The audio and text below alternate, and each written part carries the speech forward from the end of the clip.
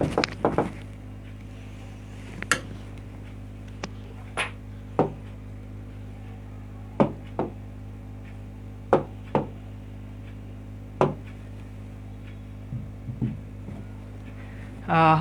আলাইকুম সুপ্রিয় শিক্ষার্থীরা, সবাইকে স্বাগত জানাচ্ছি আমাদের আজকের ক্লাসে। আমার কথা শোনা যাচ্ছে কিনা এবং আমাকে দেখা যাচ্ছে কিনা একটু ঝটপট জানিয়ে দাও।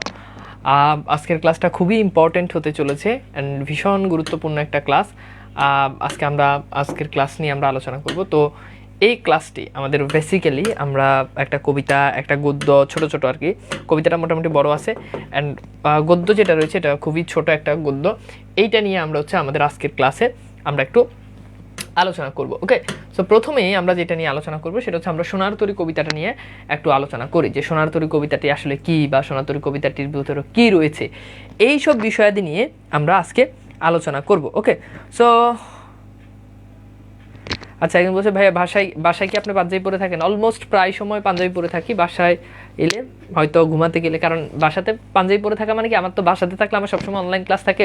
সো অনলাইন ক্লাস থাকলে আমি এই পাঞ্জাবি, যেমন এই যে তোমাদের ক্লাসটা শেষ করে 9টা আরেকটা ক্লাস, তো এর মাঝে তার পাঞ্জাবি খোলার টাইম নেই। সো বাসাতে থাকলে পাঞ্জাবি পড়তে না চাইলেও পাঞ্জাবি পরে থাকা লাগে, কারণ বাসাতে আমার সবসময় ক্লাস থাকে, অনলাইন ক্লাস থাকে। আর বাসার বাইরে তো অলওয়েজ পাঞ্জাবি, ঠিক আছে। ভাই বাংলা ফার্স্ট পেপারের নোট কি তুলবো? বাংলা ফার্স্ট পেপারের নোট তুমি তোমার মতো করে তুলবা, দেখবা যে আমাদের কবিতাগুলোর ব্যাখ্যা সুন্দর করে লাইন বাই লাইন, কবিতাগুলোর শব্দার্থ এইসব দিয়ে তুমি তোমার মতো করে নোট তৈরি করবা। ওকে, তো কথা না বাড়িয়ে তাহলে চলে যাচ্ছে আমাদের আজকের আলোচনায়। হ্যাঁ ভাই, এত কিছুর মাঝে নিজেকে কিভাবে সামলান? নিজেকেই তো নিজে সামলাতে হবে, অন্য কাউকে তো সামলাচ্ছি না। যে নিজেকে নিজেই সামলাতে পারে না সে অন্য কাউকে কিভাবে সামলাবে, তাই না? সো প্রথমত হচ্ছে নিজেকে নিজে সামলাতে হবে, নিজের উপর নিজের কনফিডেন্স থাকতে হবে যে আমি পারবো, আমাকে দিয়ে হবে। এই এই এই এই জিনিসটা ইম্পর্টেন্ট। ওকে, সো যাই হোক, একজন বলছে পাঞ্জাবি গিফট করেন। তোমরা চাইলে আমাকে একটা পাঞ্জাবি গিফট করতে পারো, আমি তোমার কেন পাঞ্জাবি গিফট করবো? সো আমার অনেক স্টুডেন্ট, বাংলাবাজ একের অনেক স্টুডেন্ট, অসংখ্য স্টুডেন্ট আমাকে পাঞ্জাবি গিফট করেছে। সো আই হোপ, আমি বিশ্বাস করি যে এই ব্যাচের পোলাপাইন পূর্বের বাংলাবাজ একের রেকর্ড ভেঙে দিয়ে তারা আমাকে প্রচুর পরিমাণে পাঞ্জাবি গিফট করবে।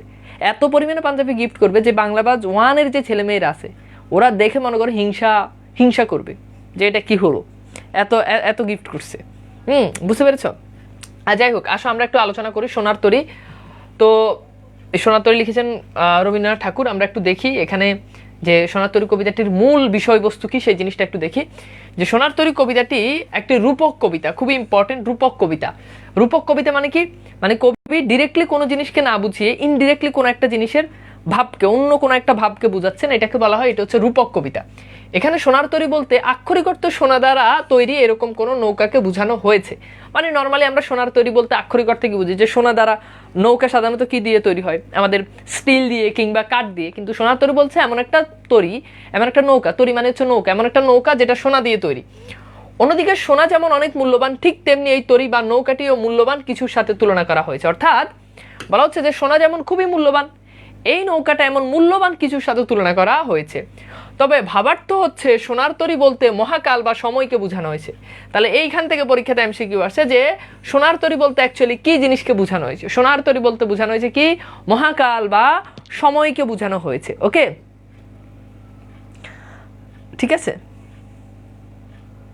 আচ্ছা, এরপর দেখো এই কবিতায় সাধারণ অর্থ হচ্ছে একজন কৃষক অনেক কষ্ট করে ফসল উৎপাদন করেছেন, এখন সেই ফসল নিয়ে একটি নদীর তীরে মাঝির জন্য অপেক্ষা করছেন। মাঝি চলে আসলে কৃষক তার ফসলগুলো নৌকাতে উঠানোর পর নিজে যখন উঠতে চাইলেন তখন দেখলেন যে ওই নৌকাতে আর বিন্দু পরিমাণ জায়গা নেই। অর্থাৎ কবিতাটিতে আমরা দেখতে পাই একজন কৃষক, তিনি প্রচুর পরিমাণে তিনি ফসল উৎপাদন করেছেন। এখন এই ফসলগুলো নিয়ে তিনি যখন নদী যখন পার হবেন তখন তিনি একজন মাঝির অপেক্ষা করছেন, যে মাঝিগুলো এসে তার তরীতে তার সোনার ধানগুলো নিবে, তার উৎপাদিত ফসলগুলো নিবে। অ্যাকচুয়ালি এখানে ভাবার্থটা হচ্ছে কবি রবীন্দ্রনাথ ঠাকুর তিনি তার মৃত্যুর সময়, তার জীবনের শেষ মুহূর্তে এসে তিনি অনুভব করলেন যে আমি পৃথিবী থেকে যখন চলে যাব তখন এই যে আমার এত এত কাব্যগ্রন্থ, এত এত উপন্যাস, এত এত নাটক, এত এত ছোট গল্প, এগুলো কি আসলেই মানুষের ভিতরে, মানুষের মাঝে কি এগুলো সমাদৃত থাকবে? মানুষ কি এগুলো আসলে আমাকে যেভাবে গ্রহণ করেছে, আমার সাহিত্যকর্মগুলো কি গ্রহণ করবে? কেউ কি এই সাহিত্যকর্মগুলোর আসলে দায়িত্ব নিবে? এই জন্য এখানে রবীন্দ্রনাথ ঠাকুর একজন মাঝিকে তিনি কল্পনা করেছেন, যে মাঝি এসে তার সোনার ফসলগুলো তার নৌকাতে নিবে। পরবর্তী দেখা যায় মাঝি এসে তার সোনার ফসলগুলো নৌকাতে নিল, কিন্তু মাঝি কবি যখন উঠবে তখন আর বিন্দু পরিমাণ জায়গা নেই। মানে তিনি এত পরিমাণ সাহিত্যকর্ম লিখেছেন যে এখানে সোনার ধান বলতে বোঝানো হচ্ছে কি, কবির যে ফসল, সোনার ফসল, সোনার ধান বলতে বোঝানো হচ্ছে কি, আমাদের যে কবির যে সাহিত্যকর্ম, রূপকার্থ হচ্ছে কবির সাহিত্যকর্মকে বুঝিয়েছেন। এরপর আমরা একটু দেখি এরপর কি রয়েছে। এরপর আমরা একটু দেখতে পাই যে তবে এই সব ঘটনার ভাবার্থ হচ্ছে এখানে কৃষক হচ্ছে কবি রবীন্দ্রনাথ ঠাকুর। তাহলে কৃষককে কবি রবীন্দ্রনাথ ঠাকুর, এবং ফসল বলতে কবি সারা জীবন ধরে যে গল্প, কবিতা, উপন্যাস ইত্যাদি লিখেছেন তাকে বোঝানো হয়েছে। কবি জীবনের শেষ সময়ে এসে যখন বুঝতে পেরেছিলেন যে তার জীবনের সময় শেষ হয়ে যাচ্ছে, যে কোনো সময় তিনি পরপারে যেতে পারেন, তখন তিনি ভাবতে শুরু করলেন যে আমি তো চলে যাব, কিন্তু আমি এতদিন ধরে যে সাহিত্যকর্ম করেছি তা কি পরবর্তী প্রজন্মের কাছে বেঁচে থাকবে? আমার এই সাহিত্যকর্ম সময়ের সাথে সাথে হারিয়ে যাবে না তো? এজন্য এই কবিতায় কবিতার মনের আশা ব্যক্ত করেছেন যেন তার সাহিত্যকর্মগুলো যেন বেঁচে থাকে, এবং তিনিও যেন মৃত্যুর পরেও পাঠকের মনে বেঁচে থাকতে পারেন। তার মানে মূল ভাবার্থটা কি, আমরা কি ক্লিয়ার? আমাকে একটু বলো তো, ভাবার্থটা কি আমরা কি ক্লিয়ার? এই কবিতার মূল বিষয়বস্তু আমরা কি ক্লিয়ার? বলো তো, মূল বিষয়বস্তু আমি কি তোমাদের কাছে বুঝাইতে পারছি? যদি বুঝাইতে পারি তাহলে এরপরে আমরা চলে যাব আমাদের যেই কবিতার বিশ্লেষণ, আমরা চলে যাব কবিতার বিশ্লেষণে, আমরা একটু চলে যাব। ওকে, সো আই হোপ ব্যাপারটা clear. Okay, so I hope ব্যাপারটা ক্লিয়ার। ওকে ওকে, ক্লিয়ার। ওকে, এরপর আমরা একটু দেখি এখানে, আমরা একটু দেখি, আচ্ছা এই এই জিনিসটা ইম্পর্টেন্ট যে কবিতার উৎস। সো কবিতার উৎস কি? কবিতার উৎস হচ্ছে এখানে সোনার তরী কবিতাটি সোনার তরী কাব্যগ্রন্থেরই অন্তর্গত। এখানে সোনার তরী হবে সোনার তরী কাব্যগ্রন্থের অন্তর্গত। তাহলে সোনার তরী কবিতাটি সোনার তরী কাব্যগ্রন্থের অন্তর্গত। সোনার তরী কবিতাটি সোনার তরী কাব্যগ্রন্থের অন্তর্গত, রাইট? সোনার তরী কবিতাটি কি? সোনার তরী কাব্যগ্রন্থের অন্তর্গত।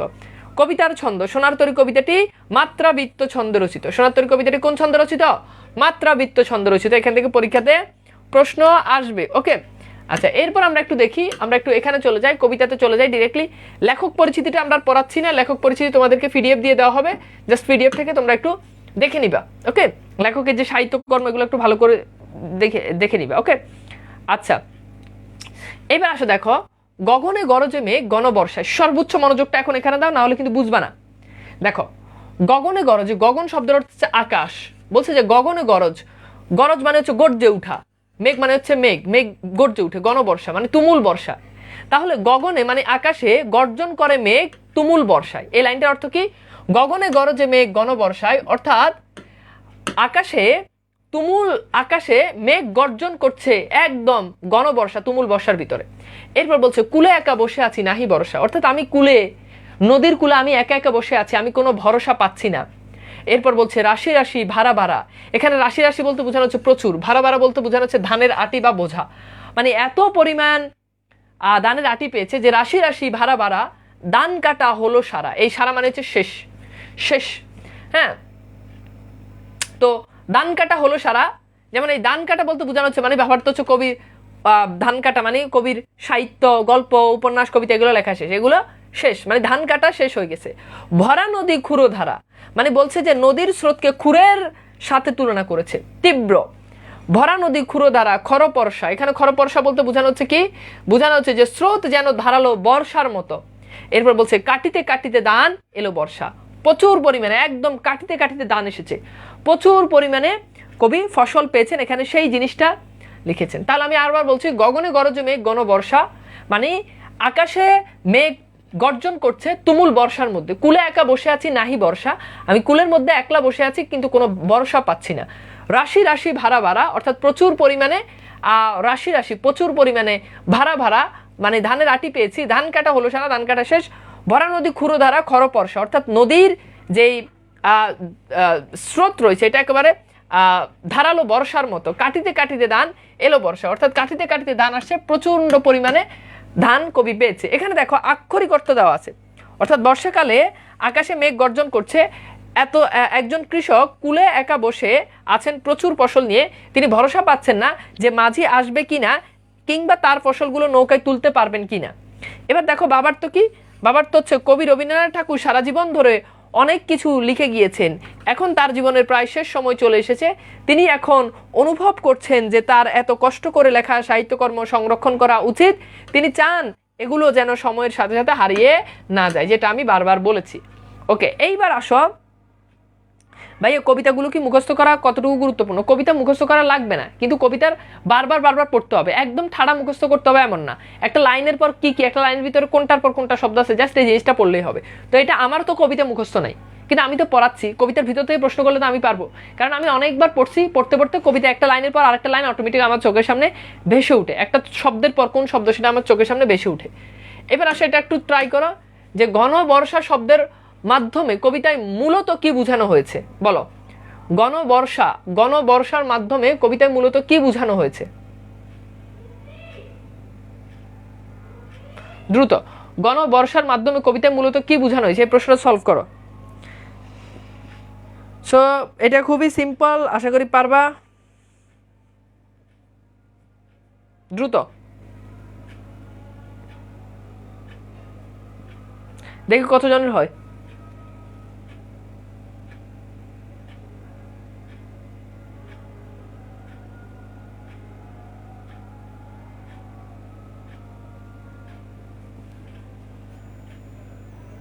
Good, very good. সেইটার উত্তর কি?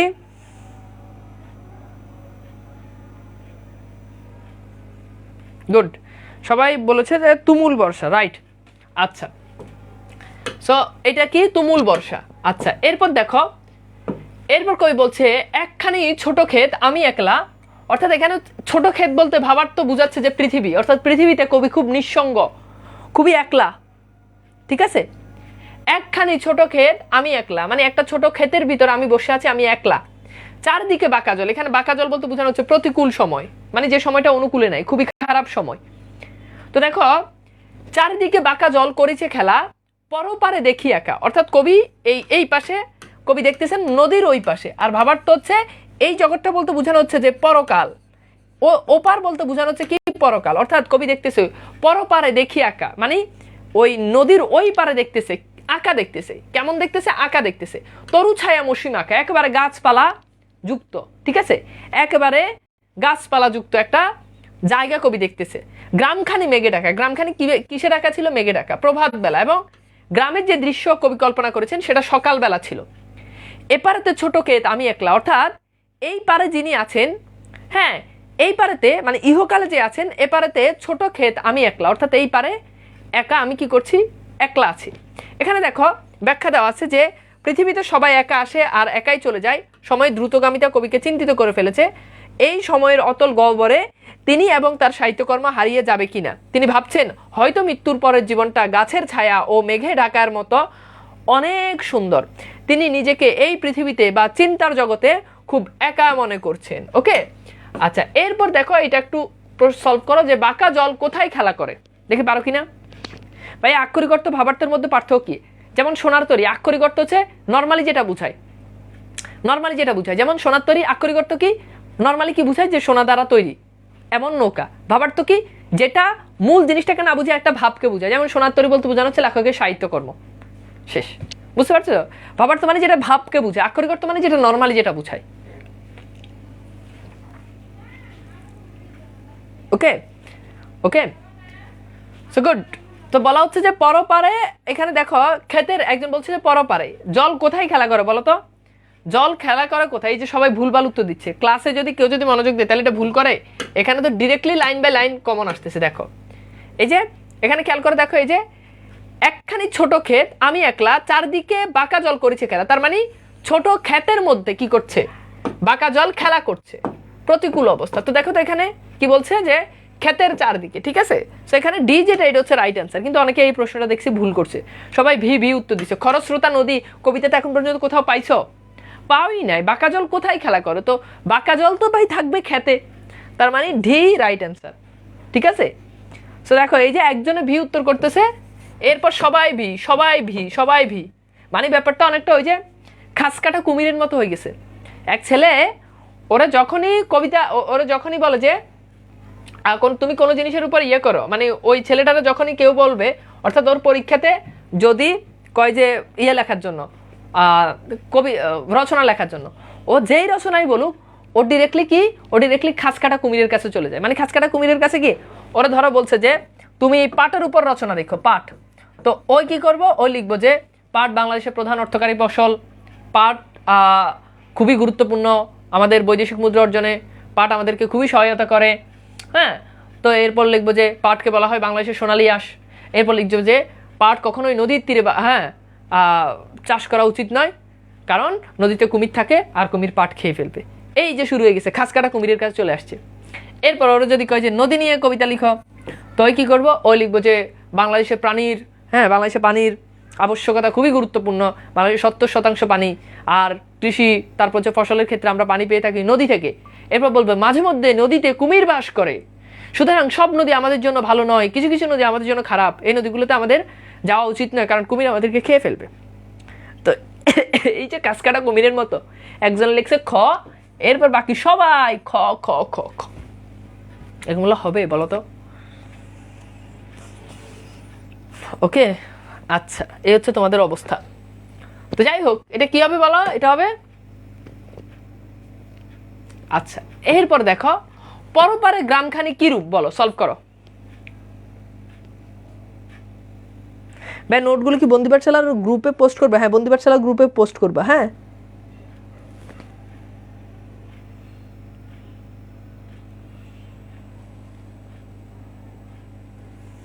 দ্রুত দ্রুত।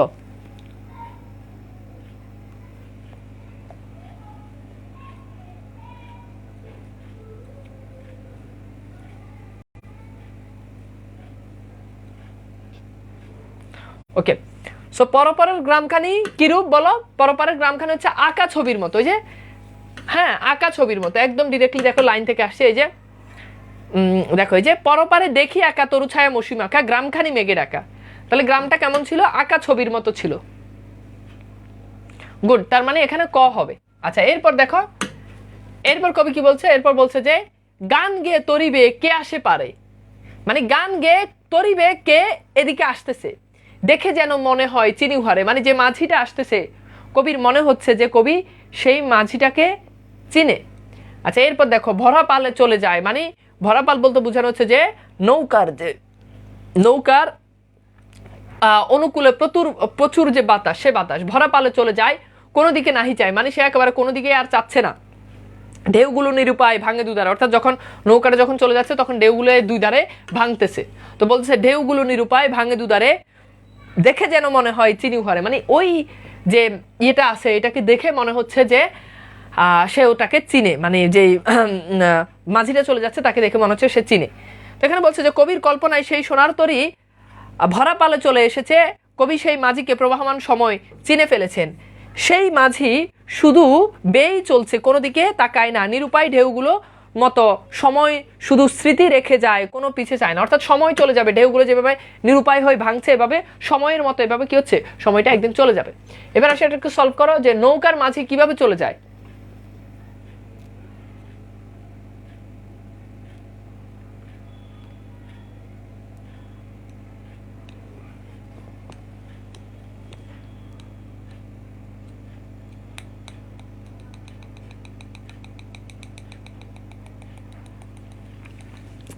দ্রুত উত্তর করো, নৌকার মাঝি কিভাবে চলে যায়? ভরা পালে পালবিহীন নৌকায় দ্রুত গতিতে রিক্ত অবস্থায়।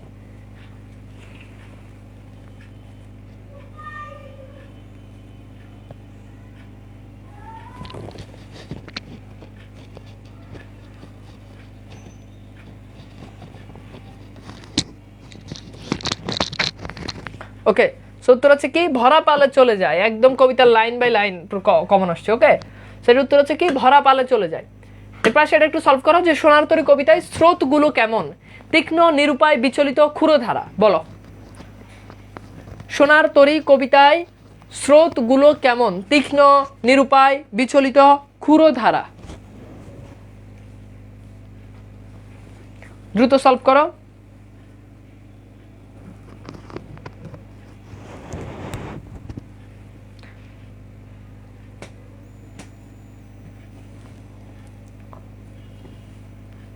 গুড, এটার উত্তর হচ্ছে কি যে সোনার তরী কবিতায় স্রোতগুলো কেমন? নিরুপায়। স্রোতগুলো নিরুপায়, ভাঙে দুধারে।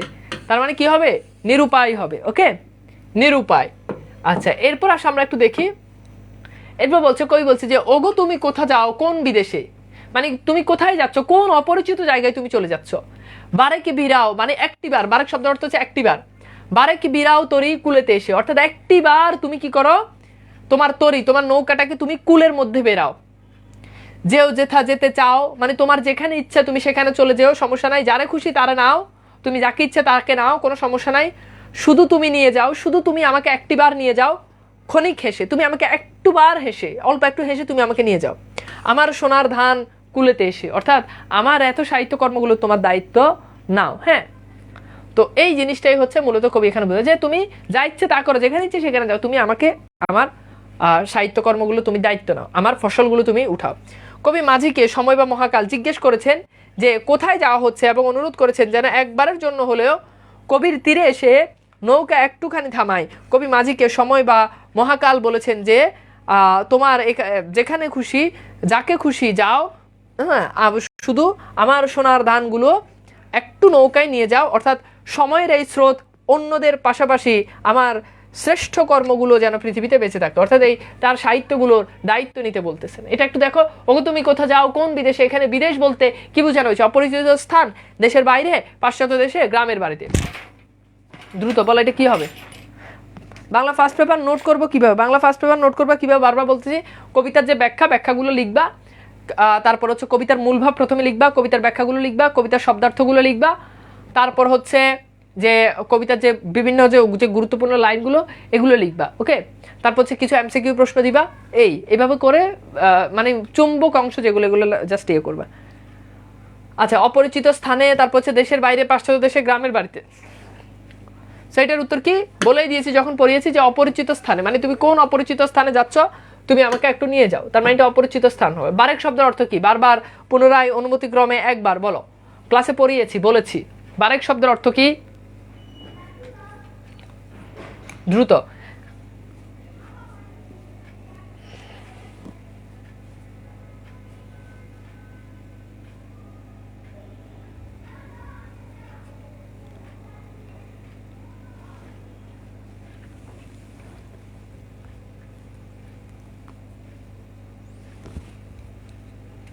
আচ্ছা, তো বারেক শব্দের অর্থ হচ্ছে কি?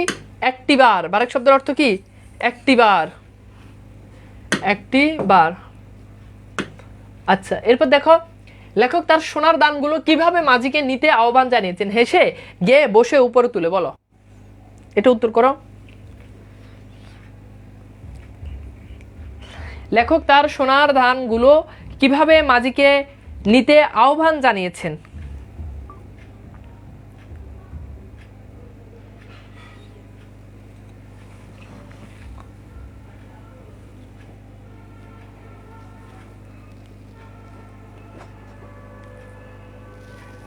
গুড, কি হবে এটা বলো তো? এটা হবে কি? কি হবে? ওই যে বলছে ক্ষণিক হেসে, তার মানে হেসে হবে। ওকে, ক্ষণিক হেসে। আচ্ছা, এরপর দেখো, আমরা একটু দেখি, যত চাও তত লও তরণী পরে, মানে পরে বলতে এখানে যে উদ্যকমা লুপ পেয়েছে আর কি, উপরে হবে। যত চাও তত লও তরণী পরে, মানে যত ইচ্ছা তত তুমি, তরণী মানে হচ্ছে তুমি তোমার নৌকাতে নাও, যত ইচ্ছা তুমি তত তোমার নৌকাতে নাও। এরপর বলছে আর আছে, এরপর বলছে আর আছে, আর নেই, দিয়েছি ভরে, অর্থাৎ আর আর আছে বলছে না, আর নাই, আর নাই, দিয়েছি ভরে, একেবারে সবকিছু দিয়ে দিয়েছি। এতকাল নদী কূলে যাহা লয়ে চিনু ভুলে সকলে দিলাম তুলে থরে বিথরে, মানে এতদিন আমি যা কিছু অর্জন করেছি সবকিছু আমি থরে বিথরে, মানে সবকিছু আমি সাজিয়ে গুছিয়ে তোমার তরণীতে, তোমার নৌকাতে তুলে দিলাম। এখন আমার এ লও করুণা করে, বলছে এবার আমার সবকিছু আমি তোমাকে সমর্পণ, তোমার কাছে দিয়ে দিলাম, এখন তুমি আমাকে একটু করুণা করে নাও। দেখো, ব্যাখ্যা, কবি মাঝিকে বলেছেন, হ্যাঁ, তোমার যত খুশি তত ফসল তোমার, হ্যাঁ, মানে নৌকাতে নাও। এখন মাঝি কবিকে জিজ্ঞেস করেছেন যে আর আছে? কবি উত্তর বলেছেন আর নেই, এতদিন যা নিয়ে এই দুনিয়াতে পড়েছিলাম, হ্যাঁ, তার সব কিছুই সাজিয়ে গুছিয়ে দিয়ে দিলাম। এরপর আবারও কবি মাঝিকে বলেছেন যে দয়া করে আমাকে তোমার নৌকাতে তুলে নাও। আচ্ছা, একটু সলভ করো, থর ভিতরে শব্দের অর্থ কি?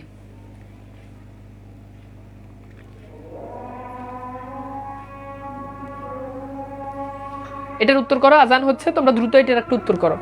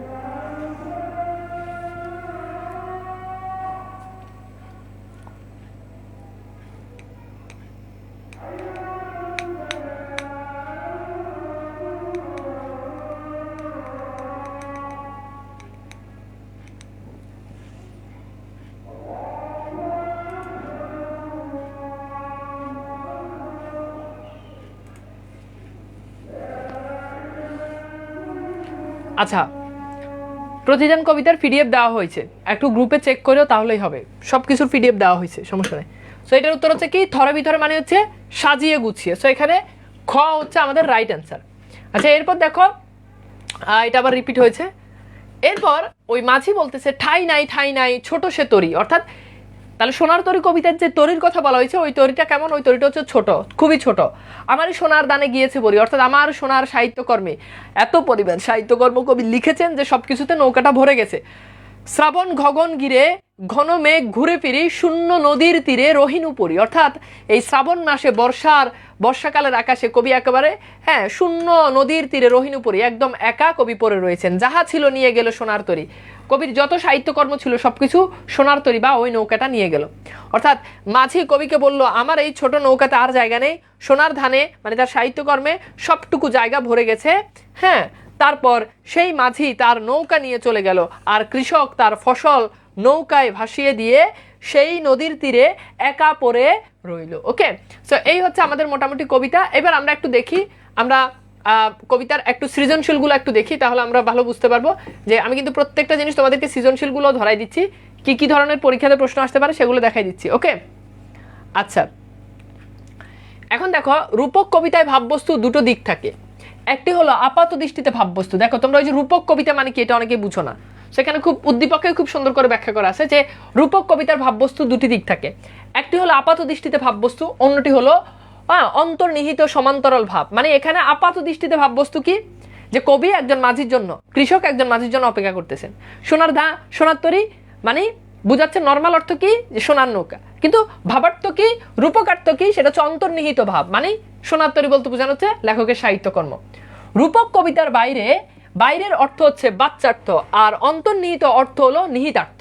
তাহলে বাহিরে যে অর্থ থাকে, যেমন সোনার তরী, এটার নর্মাল অর্থ কি, সোনা দ্বারা তৈরি নৌকা, এটা হচ্ছে এটার বাচ্চার্থ। আর অন্তর্নিহিত অর্থ কি, অন্তর্নিহিত অর্থ হচ্ছে ওই যে সাহিত্যকর্ম লেখকের। এবং রূপক কবিতা হচ্ছে বাইরের রূপের আড়ালে ভেতরের রূপের আভাস দানকারী কবিতা। পাঞ্জেরি এই ধরনের একটি রূপক কবিতা। তাহলে পাঞ্জেরি এক ধরনের কি কবিতা, রূপক কবিতা। এইবার দেখো পরীক্ষাতে প্রশ্ন আসবে, সোনার তরী কবিতা উল্লেখিত মাঝি কিসের প্রতীক, মহাকাল বা সময়ের প্রতীক। শেষ।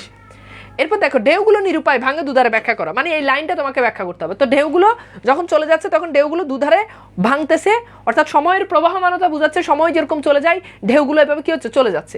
এইটা তোমাকে 5 লাইনে এটাকে সুন্দর করে ব্যাখ্যা করে দিতে হবে।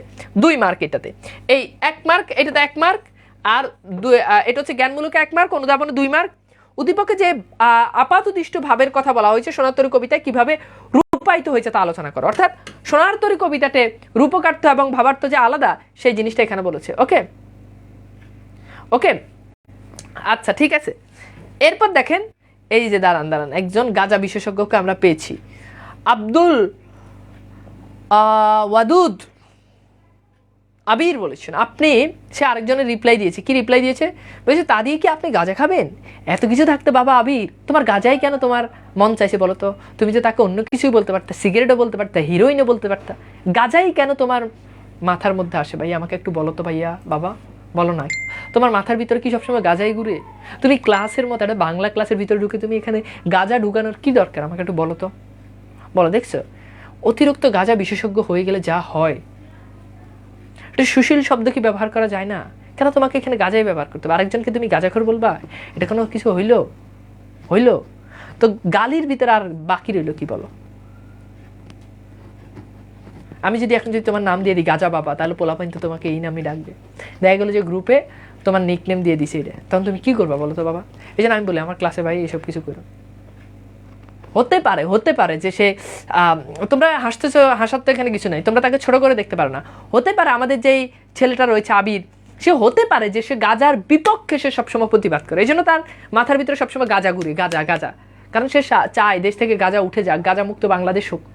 হতেই পারে এই জন্য হয়তোবা সে ভুলবশত, কারণ তার মাথার ভিতরে সবসময় গাঁজা ঘুরে বলতে সে চায় গাঁজার বিপক্ষে, গাঁজা যাতে দেশে না থাকে, এই জন্য সে সবসময় সংগ্রাম করে যায়। এই জন্য সে আরেকজনকে গাঁজাখোর বলেছে যে তা দিয়ে কি আপনি গাঁজা খাবেন, সেই কথা বলেছেন। সে প্রচুর ভালো ছেলে, সে গাঁজার বিপক্ষে কাজ করতেছে, এই জন্য তার মাথাতে সবসময় গাঁজা থাকে, এই জন্য তার মুখ দিয়ে গাঁজা বের হয়ে গেছে। ওকে, সে যাই হোক, আসো আমরা একটু দেখি। আচ্ছা এরপর দেখো রূপক কবিতা হিসাবে সোনার তরী সার্থক কিনা, মানে সোনার তরী কবিতাতে রূপকার্থটা তোমাকে বিশ্লেষণ করতে হবে, আসলে কি এটা সার্থক কিনা। ঠিক আছে, তো এইবার আমরা এই ব্যাপারটাতে মোটামুটি আমাদের আই হোপ ব্যাপারটা ক্লিয়ার। ওকে, আচ্ছা এইবার আসো। আচ্ছা আমাদের আবিরের মতো অনেক গাঁজা বিশেষজ্ঞ দেখতেছি আমাদের কমেন্ট করতেছে যে অনেকে গাঁজা নিয়ে অনেক কথা লিখতেছে, গাঁজা কোন গাছে হয়, গাঁজা কোন অঞ্চলে পাওয়া যায়, মানে আর কিছু পারুক না পারুক এই গাঁজা রিলেটেড তথ্য তাদের সবার খুব ভালো জানা আছে। ওকে, তো যাই হোক এভাবে আমাদের সৃজনশীলগুলো পরীক্ষাতে আসবে। ওকে, তো এইবার আসো আমরা একটু আলোচনা করি আমাদের যেই মানব কল্যাণ যে কবিতাটা রয়েছে। আমাকে একটু বলো তো সোনার তরী কবিতাটা কি তোমরা কি বুঝতে পেরেছো কিনা? জটপট একটু বলো যে সোনার তরী কবিতাটাই তোমাদের কাছে ক্লিয়ার কিনা। দ্রুত, সময় খুবই কম, দ্রুত বলো যে সোনার তরী কবিতাটা ক্লিয়ার কিনা, সোনার তরী কবিতাটা বুঝতে পেরেছো কিনা, সৃজনশীল এলে পারা যাবে কিনা, এমসিকিউ এলে পারা যাবে কিনা, দ্রুত বলো প্লিজ এভরিওয়ান দ্রুত।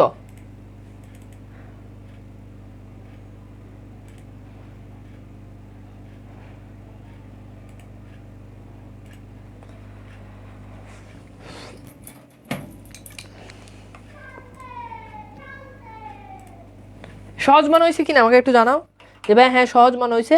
এখন পরীক্ষায় যদি প্রশ্ন আসে তাহলে আমরা ইনশাল্লাহ পারবো, পারলে আলহামদুলিল্লাহ। ওকে, আচ্ছা সো আসো আমরা একটু আলোচনা করি আমাদের যেই ওকে সো আসো আমরা একটু মানব কল্যাণ নিয়ে একটু আলোচনা করি। মানব কল্যাণ খাতায় লিখো।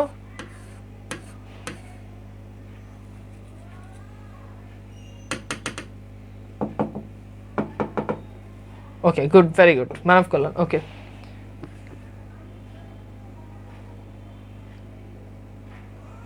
ওকে ঠিক আছে।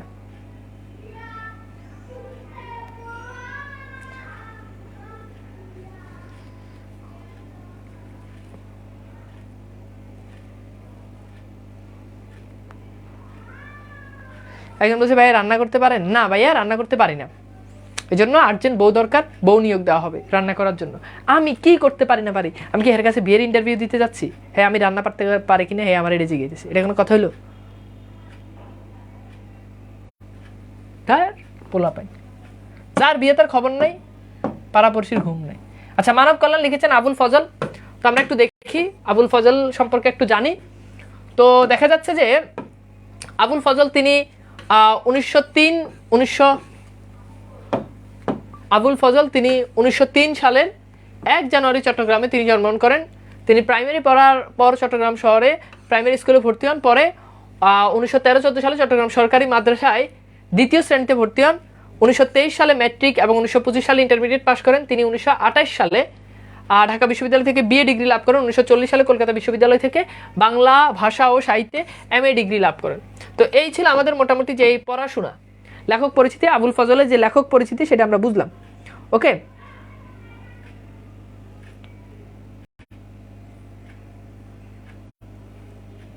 আচ্ছা, সো এইবার আসো আমরা একটু দেখি যে এখানে খেয়াল করো, কর্মজীবন, শিক্ষা জীবন শেষে 1931 সালে মসজিদের ইমামতির মাধ্যমে পেশাগত জীবনে তিনি শুরু করেন। চট্টগ্রাম কলেজিয়েট স্কুল, চট্টগ্রাম সরকারি মাদ্রাসা এবং চট্টগ্রাম কলেজে কাজেম আলী বেসরকারি হাই স্কুলে চাকরি করেন। 1933 সালে তিনি খুলনা জেলা স্কুলে দ্বিতীয় পণ্ডিত হিসাবে স্থায়ীভাবে যোগ দেন। 1937 সালে চট্টগ্রাম কলেজিয়েট স্কুলে সহকারী ইংরেজি শিক্ষক হিসাবে যোগদান করেন। 1941 সালে তিনি পশ্চিমবঙ্গের কৃষ্ণনগর কলেজে বাংলা বিষয়ের লেকচারার পদে যোগদান করেন। সেখান থেকে 1943 সালে তিনি চট্টগ্রাম কলেজে বদলি হন এবং সেখান থেকে 1956 সালে অধ্যাপক হিসাবে অবসর গ্রহণ করেন। 1973 সালে তিনি চট্টগ্রাম বিশ্ববিদ্যালয় উপাচার্য পদে যোগদান করেন। 1975 সালে নভেম্বর থেকে 1977 সালের 23 জুন পর্যন্ত তিনি বাংলাদেশ সরকারের উপদেষ্টা পরিষদের সদস্য হিসাবে শিক্ষা ও সংস্কৃতি মন্ত্রণালয়ের দায়িত্ব পালন করেন। এইখানে কোনো জিনিস ইম্পর্টেন্ট না, এতক্ষণ ধরে জাস্ট আমি রচনা পড়লাম। তোমাকে যে জিনিসটা মনে রাখতে হবে সেটা হচ্ছে তিনি বাংলাদেশ সরকারের শিক্ষা ও সংস্কৃতি মন্ত্রণালয়ের দায়িত্ব পালন করেন। পরীক্ষাতে প্রশ্ন আসবে, কে বাংলাদেশ সরকারের শিক্ষা ও সংস্কৃতি বিষয়ক মন্ত্রণালয়ের দায়িত্বে ছিলেন? ঠিক আছে, এই সব কমেন্ট কাউকে যদি করতে দেখি, 23 ব্যাচের কারা আসো, অমুক জেলার কারা আসো, তমুক জেলার কারা আসো, তাহলে ওরা কিন্তু ব্যান করে দেব। অমুক কলেজের কে আসো, ঠিক আছে, ব্যান করে দিব সোজা। আচ্ছা, এইবার আসো আমরা একটু দেখি, এই জিনিসটা হচ্ছে আমাদের জন্য ইম্পর্টেন্ট, তার যে সাহিত্য সাধনা। দেখো, মানব কল্যাণ, আবুল ফজল কথাশিল্পী হিসাবে পরিচিত অর্জন করলেও তিনি ছিলেন মূলত চিন্তাশীল প্রাবন্ধিক। পরীক্ষাতে প্রশ্ন আসবে, চিন্তাশীল প্রাবন্ধিক কাকে বলা হয়? উত্তর হচ্ছে আবুল ফজলকে বলা হয় কি? চিন্তাশীল প্রাবন্ধিক। দেশপ্রেম, দায়িক চিন্তা, চেতনা, সত্যনিষ্ঠা, মানবতা ও কল্যাণবোধ ছিল তার সাহিত্যকর্মের প্রতিপাদ্য বিষয়। তার প্রবন্ধে সাহিত্য সংস্কৃতি একটা সমাজ রাষ্ট্র সম্পর্কে গভীর ও স্বচ্ছ দৃষ্টির পরিচয় বিধৃত। আধুনিক অসাম্প্রদায়িক জীবনবোধ, তারপর হচ্ছে স্বদেশ মানবতা ও শুভবোধ তার সাহিত্যকর্মের মূল প্রতিপাদ্য বিষয়। আবুল ফজলের লেখা উপন্যাস, ছোট গল্প, নাটক, মাতৃকথা, ধর্ম, ভ্রমণ কাহিনী ইত্যাদি বহু বিষয়ে তিনি রচনা করেছেন। উল্লেখযোগ্যগুলোর ভিতর রয়েছে তার উপন্যাস রয়েছে রাঙা প্রভাত। ওকে, উপন্যাসের ভিতরে কি রয়েছে বলতো? রাঙা প্রভাত। আচ্ছা, উপন্যাসের ভিতরে কি রয়েছে? রাঙা প্রভাত। এরপর দেখো, গল্প গ্রন্থগুলোর ভিতরে রয়েছে মাটির পৃথিবী, মৃতের আত্মহত্যা, তারপর দেখো প্রবন্ধ সাহিত্য সংস্কৃতি সাধনা, এরপর রয়েছে সাহিত্য সংস্কৃতি ও জীবন, সমাজ সাহিত্য ও রাষ্ট্র। দেখো, সবগুলোতে সাহিত্য আছে, এই যে সাহিত্য। হ্যাঁ, তারপর হচ্ছে মানবতন্ত্র, এটা খুবই ইম্পর্টেন্ট। 21 মানে মাথা নত না করা, এটাও খুবই ইম্পর্টেন্ট। তারপর হচ্ছে নিম্নলিপি, হ্যাঁ, তারপর হচ্ছে রেখাচিত্র, দুর্দিনের দিনলিপি। ঠিক আছে, সো এগুলো হচ্ছে তার সাহিত্যকর্ম। এই সাহিত্যকর্মের এই জায়গাটা তোমাদেরকে ভালো করে পড়তে হবে, পিডিএফ থেকে ভালো করে একটু পড়ে নিবা। আচ্ছা, এইবার দেখো, মানব কল্যাণ আবুল ফজলের মানব তন্ত্র গ্রন্থে সংকলিত হয়েছে। সো খুবই গুরুত্বপূর্ণ, মানব কল্যাণ কোন গ্রন্থে সংকলিত হয়েছে? উত্তর হচ্ছে মানবতন্ত্র। কোনটা? মানবতন্ত্র। ওকে, আচ্ছা, এবার দেখো মানব কল্যাণ প্রবন্ধটিও 1972 খ্রিস্টাব্দে রচিত। এটি প্রথম রচনার বক্তব্য বিষয়। মানব কল্যাণ প্রবন্ধের লেখক জগতের মানব কল্যাণ সাধনের উপায় সম্পর্কে আলোচনা করেছেন। তিনি এতে মানব কল্যাণ ধারণাটির তাৎপর্য বিচার সচেষ্ট হয়েছেন। মানব কল্যাণের উৎস মানুষের মর্যাদাবোধ ও মানবিক চেতনা বিকাশের মধ্যে নিহিত। মানব কল্যাণ প্রাথমিক সোপান হচ্ছে মানুষের মানবিক বৃত্তি বিকাশের ক্ষেত্র রচনা। এবার আসো, এই প্রশ্নগুলো আমরা একটু সলভ করি। এটা একটু সলভ করা, মানব কল্যাণ প্রবন্ধটি লেখকের কোন গ্রন্থ থেকে নেওয়া হয়েছে? দ্রুত। আজে বাজে যারা কমেন্ট করে, আজে বাজে কমেন্ট বলতে বোঝাচ্ছে অনর্থক কমেন্ট যারা করে, তাদেরকে আমি কিন্তু সোজা ক্লাস থেকে ব্যান করে দিব, একদম সোজা ক্লাস থেকে ব্যান করে দিব, একদম সোজা ক্লাস থেকে ব্যান করে দিব। ওকে, সো যারা ক্লাসে এরকম, জি ওয়ালাইকুম সালাম, কে বলছেন?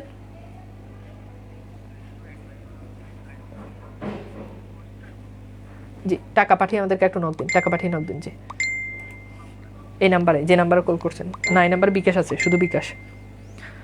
আচ্ছা সো এইবার আসেন আমরা একটু দেখি, তার মানে এটা কি হবে বলেন, মানবতন্ত্র। এই যে একটু আগে পড়ছি যে এটা মানবতন্ত্র যে ইয়েটা রয়েছে এইটা থেকে সংকলন করা হয়েছে। এইবার আসো আমরা একটু দেখি, আমরা মূল যে আলোচনায় সেই মূল আলোচনায় চলে যাই, মূল আলোচনায় চলে যাচ্ছি, এই মূল আলোচনায় চলে যাচ্ছি এভরিওয়ান। আচ্ছা সো এখানে খেয়াল করো, আমরা চলে যাচ্ছি মূল পাঠ। ওকে সো মূল পাঠ। এখানে লেখক বলছেন যে মানব কল্যাণ এই শিরোনামটি আমার দেওয়া নয়, আমাদের প্রচলিত ধারণা আর চলতি কথায় মানব কল্যাণ কথাটি অনেকখানি সস্তা আর মামুলি অর্থে ব্যবহৃত হয়ে থাকে। তাহলে মানব কল্যাণ কথাটি আমাদের সমাজে সস্তা আর মামুলি অর্থে কি হয়ে থাকে, ব্যবহার হয়ে থাকে। ঠিক আছে, একজন বলছে ভাইয়া কয়টা ক্লাসে কোর্স শেষ হবে? তুমি কোর্স দেখে ভর্তি হও নাই, তার মানে তুমি কোর্স দেখে ভর্তি হও নাই। আমাদের সব কিছু লেখা ছিল, কয়টা ক্লাস হবে, কি কি দেওয়া থাকবে কোর্সে। এই প্রশ্নটা বারবার করার মানে কি? সেটা আমি দেখতেছি ওর প্রশ্নে আমি উত্তর দিচ্ছি না, কারণ এটা অস্বাভাবিক প্রশ্ন। একটা স্টুডেন্ট কখনোই এমন প্রশ্ন করতেই পারে না, কারণ সে অলরেডি কোর্স কিনছে, সে কোর্সে ক্লাস করতেছে, সে জানে না যে কোর্সে কয়টা ক্লাস হবে। সো তুমি যদি না জানো তাহলে তুমি নির্বোধ, সো তোমার ক্লাস করার কোনো দরকার নাই, কারণ তুমি জানোই না যে তোমার এখানে আসলে কয়টা ক্লাস হবে। একটা মানুষ যখন টাকা দেয় তখন তো সে সব কিছু দেখে শুনে তারপর টাকা দেয়। ভাই আমাদের কি সহপাঠ করাবেন? অবশ্যই সহপাঠ করাবো। ওকে ওকে সব কিছু হবে, বাংলা প্রথম পত্র দ্বিতীয় পত্র সব কিছু হয়ে যাবে। ওকে সো এই যে বারবার উল্টাপাল্টা ক্লাসের বাইরে, টপিকের বাইরে প্রশ্ন করো, প্রশ্ন করলে ওকে প্রশ্ন করলে সেটা টাইম নষ্ট হয়। ওকে আচ্ছা এইবার আসো, ভাই দেখেন না কেন? মাজেদা বেগম, মাজেদা বেগম কি বলছো? প্রশ্ন করো, দেখতেছি তো। সো আসো আমরা একটু দেখি। সো বলছে যে মানব কল্যাণ শব্দটি এখন অনেকখানি সস্তা, মানে সস্তা আর মামুলি। মামুলি মানে কি? মামুলি মানে হচ্ছে অতি সাধারণ, মানে অতি সাধারণ অর্থে এটা এখন কি হয়, ব্যবহার হয়। ঠিক আছে, অপরিচিতটা কবে পড়াবেন? আমরা রুটিন দিব, সমস্যা নাই। আচ্ছা সো আসো দেখো, মানব কল্যাণ কথাটা অনেকখানি এখন সস্তার মামুলি অর্থে ব্যবহৃত হয়। এরপর দেখো, এক মুষ্টি ভিক্ষা দেওয়াকে আমরা মানব কল্যাণ মনে করে থাকি। মানে আমরা মনে করে থাকি মানুষের কল্যাণ করা কি, মানুষকে আমি এক মুষ্টি ভিক্ষা দিয়ে দিলাম, এইটার মানে কি? এটার মানে হচ্ছে মানব কল্যাণ। লেখকের মতে মনুষ্যত্ব বোধ আর মানব মর্যাদাকে এতে ক্ষুণ্ণ করা হয়, তা সাধারণত উপলব্ধি করা হয় না। এটা আসলে কোনোভাবে মানব কল্যাণ হতে পারে না। একটা মানুষকে এক মুষ্টি ভিক্ষা দিলাম, 10টা টাকা দিলাম, 1000টা টাকা হাতে ধরাই দিলাম, এটা মানব কল্যাণ না। এরপর লেখক বলছেন যে ইসলামের নবী বলেছেন উপরের হাতের চেয়ে নিচের হাত শ্রেষ্ঠ। উপরের হাত মানে কি? ধরো তুমি কাউকে টাকা দিবা, এখন এটা হচ্ছে উপরের হাত, তুমি দিচ্ছ আর কেউ তোমার টাকা নিচ্ছে। এখন যে দিচ্ছে, লেখক বলছে যে উপরের হাতের থেকে, বলছে যে উপরের হাতের থেকে নিচের হাত শ্রেষ্ঠ। মানে উপরের হাত সবসময় নিচের হাতের থেকে শ্রেষ্ঠ। নিচের হাত মানে কি? মানে যে নেয়, এই যে নিচ্ছে। আর উপরের হাত মানে কি? যে দেয়। তার মানে দাতা শ্রেষ্ঠ। যে নেয় সে কখনো শ্রেষ্ঠ না, যে দান করে সে শ্রেষ্ঠ, যে দান নেয় সে না। এটা ইসলামের নবী বলেছেন। এরপর বলছে নিচের হাত মানে যে মানুষ হাত পেতে গ্রহণ করে, উপরের হাত মানে যে দাতা, মানে যে দান করে। যে হাত তুলে উপর থেকে অনুগ্রহ বর্ষণ করে, দান বা ভিক্ষা গ্রহণকারীর দীনতা তার সর্ব অবয়বে কিভাবে প্রতিফলিত হয় তার বিভৎস দৃশ্য কার না নজরে পড়ে। এইবার আসো আমরা একটু দেখি, এটা একটু সলভ করি। এক মুষ্টি ভিক্ষা দেওয়াকে আমরা মানব কল্যাণ মনে করি কেন? উপলব্ধিহীনতার কারণে, মানসিক বিকারগ্রস্ততার কারণে, যথার্থ উপলব্ধির কারণে, তারপর হচ্ছে মানব হিতৈষী মনোভাবের কারণে। বলো এটা কি হবে?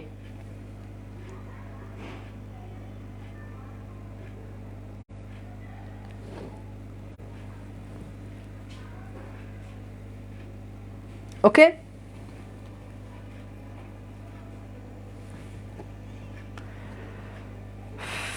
দ্রুত, হ্যাঁ গুড। এ ডি বুঝে উত্তর করার জন্য ট্রাই করো, বুঝে উত্তর করার জন্য ট্রাই করো।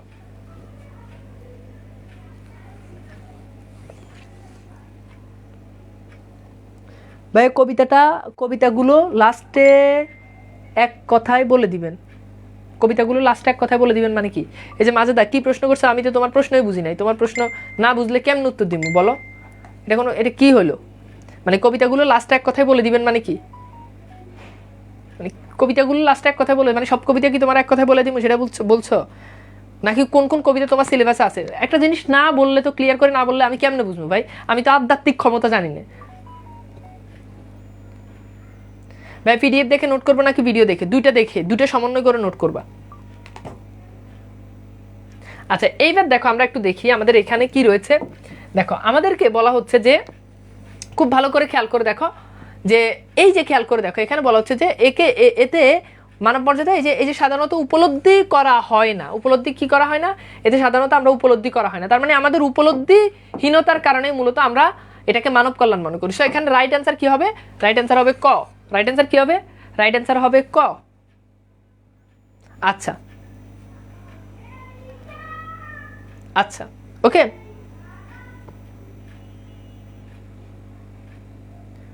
সম্পূর্ণ কবিতাটা একবার বললে ভালো হতো। তোমরা কি প্রথম থেকে ক্লাসটা করছো? এই যে এই কমেন্টটা করছে, প্রথমে কবিতার ভাবার্থ বুঝাই নাই? প্রথমে কি আমি কবিতার ভাবার্থ বুঝাই নাই? এখন কেউ যদি ক্লাসের মাঝখানে এসে দেখো, এই জন্য আমি বারবার বলি যে, এই যে দেখো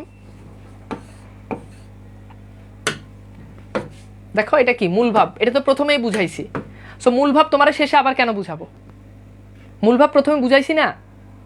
মূল ভাব প্রথমে তোমাকে বুঝাইছি, এটা প্রথমে তোমাকে বুঝাইছি না? তাহলে এটা পরে আবার কেন বুঝাবো? প্রত্যেকটা জিনিস মানব কল্যাণের যখন আলোচনা করছি, তখন আলোচনা করার পরে তোমাকে তো ওই জিনিসটা বুঝাই দেওয়া হয়েছে। তাহলে এখন আবার কেন মানে এই প্রশ্নটা আবার আসতেছে?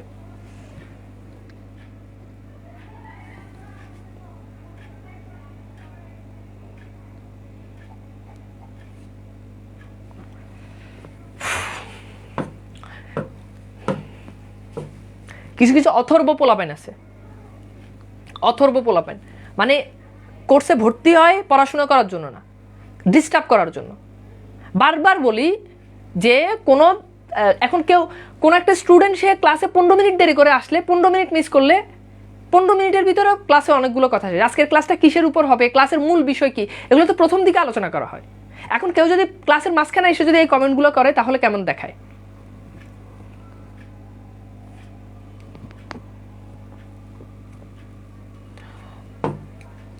আচ্ছা, সো এইটা একটু দেখো, এই প্রশ্নটা একটু সলভ করো যে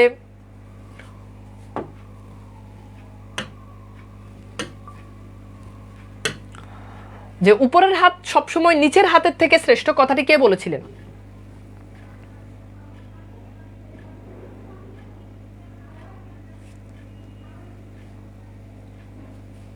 উপরের হাত সবসময় নিচের হাতের থেকে শ্রেষ্ঠ, কথাটি কে বলেছিলেন? দ্রুত।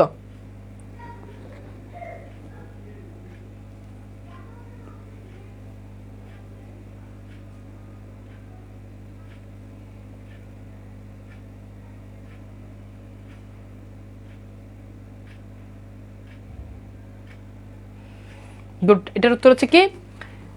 এটার উত্তর হচ্ছে ইসলামের নবী বলেছিলেন। ওকে, যেটা আমরা একেবারেই সরাসরি পাই। আচ্ছা, এরপর দেখো আমরা একটু দেখি,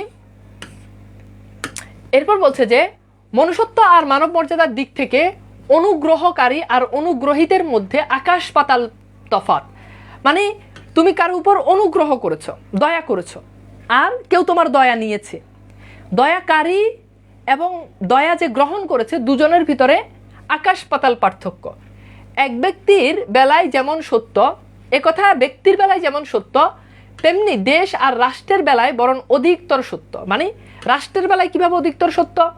যেমন আমরা বাংলাদেশ, কিন্তু আমরা মাঝে মধ্যে দেখা, যদি অন্য দেশের সহায়তা নিই, অন্য দেশের কাছে অন্য দেশের যদি অনুগ্রহ নিয়ে থাকি, তাহলে এটা দেশের ক্ষেত্রেও সত্য যে আমরা কি করছি, দেশের ক্ষেত্রেও এটা সত্য যে আমরা কি করছি, আমাদের দুজনের ভিতরে, মানে ধরো বাংলাদেশ ভারতের কাছ থেকে কোনো জিনিসের জন্য অনুগ্রহ চাইছে, তাহলে বাংলাদেশ আর ভারতের ভিতরে আকাশ পাতাল পার্থক্য, তফাৎ রয়ে যায়। কারণ রাষ্ট্র জাতির যৌথ জীবন আর যৌথ চেতনারই প্রতীক। এখান থেকে পরীক্ষাতে প্রশ্ন আসে, রাষ্ট্র হচ্ছে জাতির যৌথ জীবন আর যৌথ চেতনারই প্রতীক। তাহলে জাতির যৌথ চেতনার প্রতীক কি? উত্তর হচ্ছে রাষ্ট্র। হ্যাঁ, এরপর দেখো, রাষ্ট্রের দায়িত্ব শুধু প্রশাসন চালানোই নয়। মানে একটা রাষ্ট্রের দায়িত্ব শুধু এটা না যে মানুষদেরকে বেতন দেওয়া, তারপর হচ্ছে প্রশাসন চালানো, হ্যাঁ, প্রশাসনিক দায়িত্বগুলো ইয়ে করা। একটা রাষ্ট্রের মূল কাজ এটা না। জাতিকে আত্মমর্যাদা সম্পূর্ণ করে তোলাও রাষ্ট্রের একটি বৃহত্তম দায়িত্ব। পরীক্ষাতে প্রশ্ন আসবে, রাষ্ট্রের বৃহত্তম দায়িত্ব কি? রাষ্ট্রের বৃহত্তম দায়িত্ব হচ্ছে কি? রাষ্ট্রের বৃহত্তম দায়িত্ব হচ্ছে জাতিকে আত্মমর্যাদা সম্পূর্ণ করে তোলা। এরপর দেখো, আত্মমর্যাদা সম্পূর্ণ বলতে অ্যাকচুয়ালি কি জিনিসকে বুঝায়? আত্মমর্যাদা সম্পূর্ণ বলতে বুঝিয়ে থাকে যে মানুষকে স্বাবলম্বী করে তোলা। যেমন আমাদের দেশের মানুষজন আত্মমর্যাদা সম্পূর্ণ মানুষ খুব কম। যেমন শিক্ষিত মানুষ, হ্যাঁ, শিক্ষিত মানুষ, অধিকাংশ শিক্ষিত মানুষ আত্মমর্যাদা সম্পূর্ণ না, চাকরি নাই, কিছু নাই, ঠিক আছে, এই জিনিসটা। এরপর বলছে যে রাষ্ট্র হাত পাতা আর চাটুকারিতাকে দেয় প্রশ্রয়, সে রাষ্ট্র কিছুতেই আত্মমর্যাদা সম্পূর্ণ নাগরিক সৃষ্টি করতে পারে না। অর্থাৎ রাষ্ট্র যদি এমন হয় যে হাত পাতা, চাটুকারিতা এই জিনিসগুলোকে যদি প্রশ্রয় দেয়, কারো কাছে হাত পাতা, এটা মানুষ কখনো স্বাবলম্বী হতে পারে না। হাত পাতা, যেমন তুমি কারো কাছে তুমি ভিক্ষা চাইলে, ভিক্ষা কিন্তু ইসলামে কিন্তু জায়েজ, মানে এটা তুমি গুনার কোনো কাজ করতেছো না, কিন্তু ইসলামে হালালের ভিতরে সবচাইতে নিম্ন স্তরের হালাল যেটা, সেটা হচ্ছে এইটা। ওকে, এরপর দেখো, তাই মানব কল্যাণ অর্থে আমি দয়া বা করুণার বশবর্তী হয়ে দান খয়রাত করাকে মনে করি না। লেখক বলেছেন যে মানব কল্যাণ বলতে আমি শুধু দয়া আর করুণা এই জিনিসটাকে আমি মানব কল্যাণ মনে করি না। এরপর লেখক বলছে মনুষ্যত্বের অবমাননা যে ক্রিয়াকর্মের অবশ্যম্ভাবী পরিণতি, তাকে কিছুতেই মানব কল্যাণ নামে অভিহিত করা যায় না। এরপর দেখো, মানব কল্যাণের উৎস মানুষের মর্যাদাবোধ বৃদ্ধি আর মানবিক চেতনা বিকাশের মধ্যে নিহিত। তাহলে মানব কল্যাণের উৎসটা কি? মানব কল্যাণের উৎস হচ্ছে মানুষের মর্যাদাবোধ বৃদ্ধি আর মানবিক চেতনার বিকাশের মধ্যেই নিহিত। একদিন এক ব্যক্তি ইসলামের নবীর কাছে ভিক্ষা চাইতে এসেছিলেন, মানে মুহাম্মদ সাল্লাল্লাহু আলাইহি সাল্লামের কাছে একদিন এক ব্যক্তি ভিক্ষা চাইতে এসেছিলেন। আমরা একটু দেখি তারপর কি হলো। তারপর যাওয়ার আগে এই প্রশ্ন আমরা একটু সলভ করি। অনুগ্রহকারীর আর অনুগ্রহীতের মধ্যে তফাৎ কেমন? বিস্তর, আকাশ পাতাল, অনেক ব্যবধান, বিস্তর তফাৎ। বলো কি হবে? চাটুকারিতা মানে কি? চাটুকারিতা মানে হচ্ছে, খাঁটি বাংলায় বললে ধরো কেউ একজন কোনো একটা খারাপ কাজ করছে, খারাপ কাজ করার পর তুমি তার তেল মারতেছো, ভাই ঠিক আছে, আপনি ঠিক, সে ভুল, চাটুকারিতা, আপনিই ঠিক ভাই, এইটা হচ্ছে চাটুকারিতা। ওকে, আসো একটু এটার একটু উত্তর করো। দেখো একদম ডিরেক্টলি প্রবন্ধ থেকে হুবহু কমন চলে আসছে।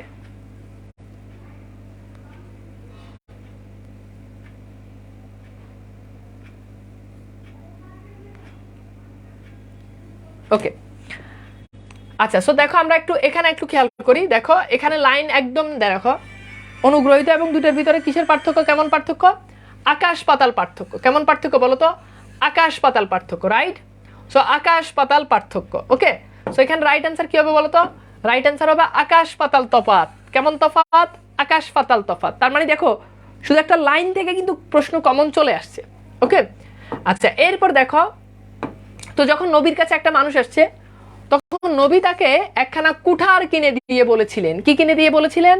একটা কুঠার, ওই যে কাঠ কাটে যে, এটাকে বলা হয় কুঠার, একটা কুঠার কিনে দিয়েছিলেন। হ্যাঁ, এখন দেখো মানব হৈতেশী মানে কি? মানে মানবের উন্নয়নে যে কাজ করা হয় সেটাকে বলা হয়। ওকে, তোষামদ আর চাটুকারিতা এক্স্যাক্টলি, তোষামদ যেটা, চাটুকারিতা এইটা একই জিনিস। ওকে, আচ্ছা, হাত পাতা মানে কি? হাত পাতা মানে হচ্ছে কারো কাছে ভিক্ষা চাওয়া, সোজা বাংলা বললে আমাকে, মানে এখানে ভিক্ষাকে বুঝিয়েছেন। আচ্ছা, এরপর দেখো, তো নবীর কাছে যখন আসলেন তখন নবী তাকে একটা কুঠার কিনে দিয়েছেন। কুঠার মানে হচ্ছে গাছ কাটে যেটা দিয়ে, এটা করেছিলেন। হ্যাঁ, তো এটি দিয়ে তুমি বন থেকে কাঠ সংগ্রহ করে বাজারে বিক্রি করে জীবিকা রোজগার করোগে। মানে নবী কিন্তু তাকে চাইলেই কিছু টাকা দিয়ে, কিছু দিরহাম দিয়ে তাকে দূর করে দিতে পারতেন, তাকে বিদায় করে দিতে পারতেন, কিন্তু নবী তা করলেন না। নবী তাকে একটা কুড়াল কিনে দিলেন, এন্ড কুড়াল কিনে দিয়ে তাকে বললেন যে তুমি কাঠ সংগ্রহ করো এবং সেটা দিয়ে তুমি জীবিকা নির্বাহ করো। এভাবে তিনি লোকটিকে শুধু স্বাবলম্বনের পথই দেখাননি, সে সঙ্গে দেখিয়ে দিয়েছেন যে মর্যাদাবান হওয়া, মর্যাদার সাথে জীবন যাপনের উপায়ও।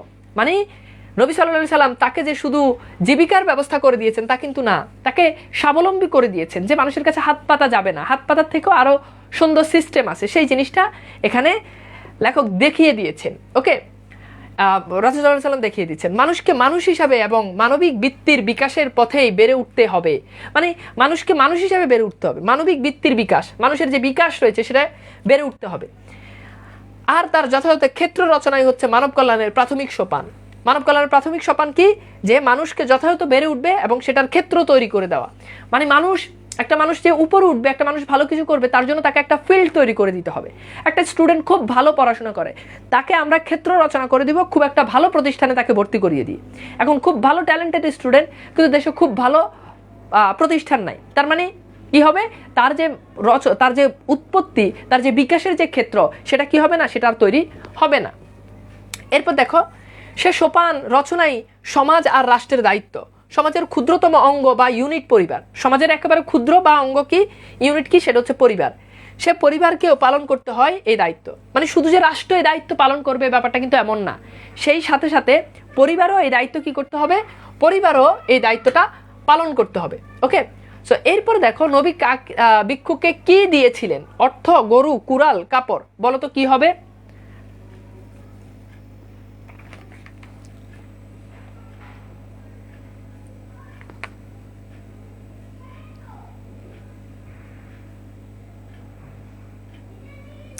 আচ্ছা, একজন বলছে ভাইয়া কি জানি বলছে যে সোপান মানে কি? সোপান মানে হচ্ছে সিঁড়ি। যে সোপান রচনা করে মানে উপরে উঠার যে সিঁড়ি। ওকে, সোপান মানে হচ্ছে সিঁড়ি। আচ্ছা, সো এটা খুবই কমন প্রশ্ন ছিল। হ্যাঁ, রিম সিং ওর নাম, সিং, ও বলছে হ্যাঁ সোপান মানে কি? সাদিয়া সুলতানা তুবা, সোপান মানে হচ্ছে সিঁড়ি, সেটা হচ্ছে কি? কুড়াল। আচ্ছা, এরপর দেখো, এরপর বলছে যে কারণ মানুষের জীবনের সূচনা যেখান থেকেই ধীরে ধীরে ব্যাপকতর পরিণতিতে যখন মানুষের বিচরণ হয় শুরু, তখন সে পরিধিতে যেসব প্রতিষ্ঠানের সঙ্গে তার সংযোগ ঘটে, তার শিক্ষা কিংবা জীবিকা সংক্রান্ত যা হোক না, তখন সে দায়িত্ব ওইসব প্রতিষ্ঠানের উপর বর্তায়। অর্থাৎ বলেছে যে মানুষের জীবনের সূচনা যেখান থেকে হয়, ধীরে ধীরে মানুষ ব্যাপকতর পরিধিতে যখন যায়, তখন বিভিন্ন প্রতিষ্ঠানের সাথে তার সাথে কি হয়? সম্পৃক্ততা ঘটে। এবং শিক্ষা এবং জীবিকার সংক্রান্ত হোক না, তখন মানে মানুষ যেই সাথে, তুমি কোনো প্রতিষ্ঠানের সাথে যুক্ত হলে, সেই তোমার খোঁজ খবর নেওয়া, হ্যাঁ, জীবিকার যে দায়িত্ব, সেটা ওই প্রতিষ্ঠানের উপর বর্তায়। তবে তা অনেকখানি নির্ভর করে অনুকূল পরিবেশ ও ক্ষেত্র গড়ে তোলার উপর। মানব কল্যাণ স্বয়ম্ভু বিচ্ছিন্ন সম্পর্ক রহিত হতে পারে না। অর্থাৎ এখানে বলেছে যে মানব কল্যাণ যেটা আছে, ভাই কয়টা বাজে শুরু হবে? আজকেও লেট। কয়টা বাজে শুরু হবে মানে কি? ও, কয়টা বাজে ক্লাস শুরু হয়? ক্লাস আমাদের তো রুটিন দেওয়াই আছে, এটা তো আবার নতুন করে জিজ্ঞেস করার কিছুই নাই। ওকে, আচ্ছা, আমরা যেখানে ছিলাম, যেখানে বলছে যে যখন কোনো একটা অনুকূল পরিবেশ যখন থাকবে, যে মানব কল্যাণ স্বয়ম্ভু বিচ্ছিন্ন সম্পর্ক রহিত করে না। প্রতিটি মানুষ যেমন সমাজের সঙ্গে সম্পর্কিত, তেমনি তার কল্যাণও সামগ্রিক সমাজের ভালো মন্দের সঙ্গে সম্পর্কিত। অর্থাৎ একটা মানুষ যেমনভাবে সে সমাজের সাথে সম্পর্কিত, তেমনভাবে তার ভালো মন্দ সব কিছুই আমাদের সমাজের সাথে সম্পর্কিত। ব্যাপারটা হচ্ছে কেমন, আমি তোমাকে বলি। যেমন এখানে ওকে, সো এখানে স্বয়ম্ভু শব্দ বলতে বোঝানো, স্বয়ম্ভু, প্রশ্ন হচ্ছে ভাই স্বয়ম্ভু মানে কি? স্বয়ম্ভু অ্যাকচুয়ালি স্বয়ম্ভুর যে দেবতা ব্রহ্মা যে আছে তাকে, বা বিষ্ণু বা শিবকে বোঝানো হয়েছে। তো মানব কল্যাণ স্বয়ম্ভু বিচ্ছিন্ন, তারপর হচ্ছে সম্পর্ক রহিত হতে পারে না। অর্থাৎ মানব কল্যাণ কখনোই স্বয়ং সৃষ্ট, এখানে স্বয়ম্ভু শব্দের আরেকটা অর্থ স্বয়ং সৃষ্ট বা বিচ্ছিন্ন সম্পর্ক রহিত হতে পারে না। প্রতিটি মানুষ যেমন সমাজের সঙ্গে তার সম্পর্ক, তেমনিভাবে তার কল্যাণও সামগ্রিক সমাজের সাথে সম্পর্কিত। এখানে বোঝানো হচ্ছে যে জিনিসটা বুঝিয়েছে লেখক, যে প্রতিটি মানুষ যেমন ভালো কিছু করলো তার একটা ক্রেডিট সমাজ নেয়, খারাপ কিছু করলো তার একটা ক্রেডিট সমাজ নেয়। এখানে সেই জিনিসটাকে বোঝানো হয়েছে। ওকে, আচ্ছা ভাই, আপনার কাছে কোশ্চেন করবো কিভাবে? আপনি তো কি জানি কোশ্চেন শেষ। বর্তায় মানে কি? মানে তার উপর পড়ে। ওকে, বর্তায় মানে হচ্ছে তার উপর পড়ে। আচ্ছা, আমার কাছে লাইভে তো অনেক প্রশ্ন আসে, এত প্রশ্ন যে এখানে মাত্র 4-5টা কমেন্ট শো করে, সো সবগুলো কমেন্ট দেখা যায় না। যদি কারো কোনো জিনিস প্রশ্ন বুঝতে না পারো, আমাদের গ্রুপে পোস্ট দাও অথবা আমাকে ইনবক্সে নক দাও। ওকে, হয়ে যাবে। আচ্ছা, তো এরপর দেখো, এরপর যে লাইনটা বলেছে, যে এরপর লেখক বলেছে যে উপলব্ধি ছাড়া মানব কল্যাণ স্রেফ দান খয়রা তার কাঙাল ভোজনের মতো মানব মর্যাদার অবমাননাকর এক পদ্ধতি না হয়ে যায় না। অর্থাৎ বলেছে যে উপলব্ধি ছাড়া মানব কল্যাণ, যদি মানুষ উপলব্ধি না করে মানব কল্যাণ জিনিসটা কি, তাহলে এটা স্রেফ একটা কাঙালি ভোজনের মতো হয়ে যাবে। কাঙালি ভোজন মানে কি? মানে বুঝাচ্ছে যে এটা একেবারে মানে কাঙালি ভোজন, কাঙালদেরকে আনে খাওয়াই দিলাম, এরকম হয়ে যাবে অনেকটা। ওই যে কিছু টাকা দিয়ে দিলাম, খাওয়াই দিলাম, এটার মানে যেভাবে মানব কল্যাণ হয় না, তখন মানুষের কাছে মানব কল্যাণটা এরকমই হয়ে যাবে যা আমাদের দেশ আর সমাজে হয়েছে। অর্থাৎ আমাদের দেশে এখন যে মানব কল্যাণ আমরা বলে থাকি, মানুষদেরকে এনে দুবেলা খাওয়াই দাও, তাকে হচ্ছে কিছু টাকা দিয়ে দাও, এটাকে আমরা বলে থাকি এটা হচ্ছে মানব কল্যাণ। সো মানব কল্যাণ অনুযায়ী কল্যাণ সামগ্রিক সমাজের কিসের সাথে সংযুক্ত? ভালো খারাপের সঙ্গে, ভালো মন্দের সঙ্গে, আশা আকাঙ্ক্ষার সাথে, দান খয়রাতের সঙ্গে। এটার উত্তর করো।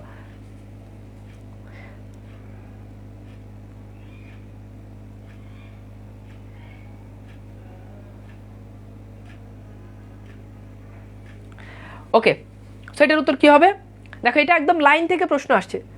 পদ্ধতি মানে কি? এখানে টাইপিং মিস্টেক হয়েছে। পদ্ধতি মানে কি এটা বুঝো না? সিস্টেম আর কি। একজন বলছে কাঙ্গাল মানে কি? মানে ভাবটা এমন নাই, মনে হচ্ছে সবাই ইংলিশ মিডিয়ামের স্টুডেন্ট। কাঙ্গাল মানে কাঙ্গাল শব্দটা এইটার না বুঝার আসলে কিছুই নাই। দরিদ্র, নিঃস্ব, তাদেরকে বলা হয় থাকে কাঙ্গাল। বুঝতে পারছো? তো যাই হোক, হতেও পারে।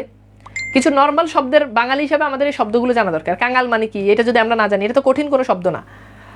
ওকে, নেক্সট ক্লাস কবে নেবেন? 3 দিনের অলরেডি রুটিন দেওয়া হয়ে গেছে। সো রুটিন শেষে আমরা আবার রুটিন দিয়ে দিব। ওকে, আচ্ছা, এইবার দেখো, আমরা যদি এখানে খেয়াল করি, বলা হচ্ছে মানব কল্যাণ অনুযায়ী কল্যাণ সামগ্রিক সমাজের কিসের সাথে সম্পর্কিত? এখান থেকে একদম হুবহু চলে আসছে। দেখো তো মানব কল্যাণ যেটা রয়েছে, এই যে দেখো মানব কল্যাণ, আমরা যদি এই জিনিসটা যে সামগ্রিকভাবে সমাজের ভালো মন্দের সাথে সম্পর্কিত, দেখো মানব কল্যাণ কিসের সাথে সম্পর্কিত? সামগ্রিকভাবে সমাজের ভালো মন্দের সাথে সম্পর্কিত। এই যে দেখো ভালো মন্দের সাথে কি সম্পর্কিত? ওকে, সো এটা হবে ভালো মন্দের সাথে। ওকে, আচ্ছা, সেটা ভালো মন্দের সাথে হবে। সো রাইট অ্যান্সার কি? ভালো মন্দ হবে। তার মানে খ যেটা, এটা আমাদের রাইট অ্যান্সার। এটা আমাদের রাইট অ্যান্সার। ওকে, ভালো মন্দের সঙ্গে। ওকে, ক্লিয়ার? হ্যাঁ, রুটিন আজ শেষ, নতুন রুটিন দিব। আমি আসলে মানে সারাদিন ক্লাস নিছি, অ্যান্ড আবার তোমাদের ক্লাস নিচ্ছি। ইভেন এরপর আরেকটা ক্লাস, এরপর হচ্ছে রাত 12টায় আমি হচ্ছে মাগুরে যাব। মানে কালকে সারাদিন আমার মাগুরেতে ক্লাস আছে। বুঝতে পেরেছো? আচ্ছা, এইবার আসো আমরা একটু দেখি, এরপর আমরা একটু যাই। এসবকে বাহবা দেওয়ার এবং এসব করে বাহবা কুড়ানোর লোকেরও অভাব নেই। মানে বাহবা মানে কি? বাহবা মানে হচ্ছে মানে সাবাস, হাততালি দেওয়া, গুণগান গাওয়া। কিছু মানুষ আছে ওই যে জাকাত দেয়, জাকাত দিলে হচ্ছে মানে যেই না জাকাত দেয়, জাকাতের পিছনে যত টাকা মানুষটা দেয় এর থেকে বেশি মিডিয়া দিয়ে প্রচার করে। তো এই যে নিজেকে আবার বাহবা কুড়িয়ে নেওয়া মানে কি? মানে নিজের প্রশংসা নিজে করা, বাহবা কুড়িয়ে নেওয়া, মানুষের কাছ থেকে কিভাবে প্রশংসা পাবে এটা নিজে নিজে অর্জন করে নেওয়া। আবার কিছু মানুষ আছে যারা এদেরকে বাহবা দেওয়ার মানুষের অভাব নাই। এই যে যারা এই কাজগুলো করে, যে লোভ দেখানোর জন্য মানুষকে দান করে, এরা নিজেরাও বাহবা কুড়িয়ে নেয়, হ্যাঁ, মানে প্রশংসা কুড়িয়ে নেয়। আবার এদেরকে প্রশংসা করার মানুষেরও কি নাই? অভাব নাই। ওকে, আচ্ছা, এইবার দেখো, এরপর খেয়াল করো, আসল কথা মানুষের মনুষ্যত্বকে বাদ দিয়ে স্রেফ তার যৌব অস্তিত্বের প্রতি সহানুভূতিশীল এ ধরনের পদ্ধতি মানব কল্যাণ কিছুমাত্র ফলপ্রসূ হতে পারে না। এখানে বলছে যে আসল কথা হচ্ছে মানুষের যে মনুষ্যত্ব বাদ দিয়ে, মানুষের যদি মনুষ্যত্ব না থাকে, তাহলে স্রেফ যৌব অস্তিত্বের মানে মনুষ্যত্ব না থাকে, কেবল মানুষকে খেয়ে পরে বেঁচে থাকা, এটাকে বলা হয় যৌব অস্তিত্ব। এটার উপর থাকলে মানব কল্যাণ খুব একটা ফলপ্রসূ হবে না। এই হেন মানব কল্যাণ কুৎসিত ছবি দেখার জন্য, হ্যাঁ, দূর দূরান্তে যাওয়ার প্রয়োজন নেই। অর্থাৎ এই মানব কল্যাণ দেখার, এখানে অনেকগুলো টাইপিং মিস্টেক আছে, মানে ফন্ট ভেঙে গেছে, স্লাইডে আসার পর একটু বুঝে নিও। মানে এই হেন মানব কল্যাণ, হেন মানে বোঝানো হচ্ছে দুর্বল। এই নর্মাল, এই দুর্বল মানব কল্যাণ দেখার জন্য দূর দূরান্তে যাওয়ার দরকার নেই। বলছে যে আমাদের আশেপাশে চারিদিকে তাকিয়ে দেখলেই দেখা যায় বর্তমান মানব কল্যাণ অর্থে আমরা যা বুঝি তা প্রধানত অন্তরায়, রাষ্ট্র, জাতি, সম্প্রদায় ও গোষ্ঠীর চেতনাগত, যা মানুষকে মেলায় না, করে বিভক্ত। অর্থাৎ আমরা যে এই মানব কল্যাণ বুঝিয়ে থাকি, এই মানব কল্যাণ কখনো মানুষকে সমষ্টি করে না, কখনো মানুষকে একত্রিত করে না। ঠিক আছে, কখনো মানুষকে একত্রিত করে না। তার মানে মানুষকে কখনো একত্রিত করে না। আমাদের যে তথাকথিত মানব কল্যাণ, এটা মানুষকে ডিভাইডেড করে, মানুষকে বিভক্তি করে, মানুষকে কি করে? বিভক্ত করে। স্রেফ মানে কি? স্রেফ মানে জাস্ট, শুধু। বুঝতে পেরেছ? ওকে, মানে জাস্ট এই কাজটাই করে। একজন বলছে ভাই এত ক্লাসের পর এত এনার্জি থাকে কি কেমনে? এনার্জি মানে পরিশ্রম করতে করতে অভ্যস্ত হয়ে গেছি। মানে পরিশ্রম করতে, যখন ইন্টারে যখন পড়ি তখন হচ্ছে আমার এখনো মনে আছে, যখন আমি ক্লাস মানে ইন্টারে যখন পড়ি তখন আমি একটা একাডেমিক কোচিং ক্লাস নিতাম, তখন আমাকে একটা ক্লাস দিয়েছে 80 টাকা করে, মানে একটা ক্লাস 80 টাকা করে। তো আমি একদিনে কোচিংয়ে 2টা ক্লাস নিতাম, 160 টাকা পেতাম। এই 160 টাকার জন্য আমার তখনও মনে আছে যে 160 টাকার জন্য আমি প্রায় 4 কিলো পথ আমি হেঁটে যেতাম, রোজা থেকে হেঁটে যেতাম। এবং 160 টাকার জন্য এই 4 কিলো পথ হেঁটে আবার বাসায় আসতাম, বাসায় এসে ইফতার করতাম। এবং মাঝে মধ্যে এমন হতো যে বাসায় এসে ইফতার করতে পারতাম না, মানে পথে ইফতার করতাম, কোনো একটা আলু চপ কিংবা জিলাপি এইসব দিয়ে হয়তো বা ইফতার করতাম। তো তখন মাত্র ইন্টার পড়ি। সো সেই জায়গা থেকে এত পরিশ্রম করার পর এখন তো ওইসব কোনো ব্যাপারই না। এবং যখন ভার্সিটি অ্যাডমিশন কোচিংগুলোতে যখন ক্লাস নিই তখন কি পরিমাণ পরিশ্রম করি তোমরা হয়তো বা সেই জিনিসটা তোমরা অনুধাবনই করতে পারো না। যে মানে ভার্সিটি অ্যাডমিশন কোচিংয়ে যখন ক্লাস নিই একদিনে এমনও হয় যে 5টা-6টা ক্লাস নিতে হয়। অ্যান্ড শুধু 5টা-6টা ক্লাস না, যেটা এখনও নিই, দিনে 5টা-6টা ক্লাস, রাতে এসে আবার 3টা কিংবা 4টা অনলাইন ক্লাস। সো মানে সারাদিন ক্লাসের উপর দিয়ে যায়। এবং এই একটা মানুষ চারটা দিনে যদি 4টা ক্লাস নিই 2 ঘন্টা করে হলো 8 ঘন্টা, রাতে 3টা ক্লাস নিলেও 6 ঘন্টায়, এবার শুধু বকবক করে যেতে হয়। তো ব্যাপারটা হচ্ছে অভিজ্ঞতার একটা মানে পড়াইতে একটা অভিজ্ঞতা হয়ে গেছে, একটা এক্সপেরিয়েন্স হয়ে গেছে, অভ্যস্ত হয়ে গেছি। ওকে, সো যাই হোক, আশা করি মোটামুটি একটা জিনিস তুমি যদি এটার সাথে অ্যাডজাস্ট হয়ে যায় তাহলে তোমার কাছে কঠিন না, কিন্তু অ্যাডজাস্ট না হলে আসলে প্রবলেম। ওকে, আচ্ছা,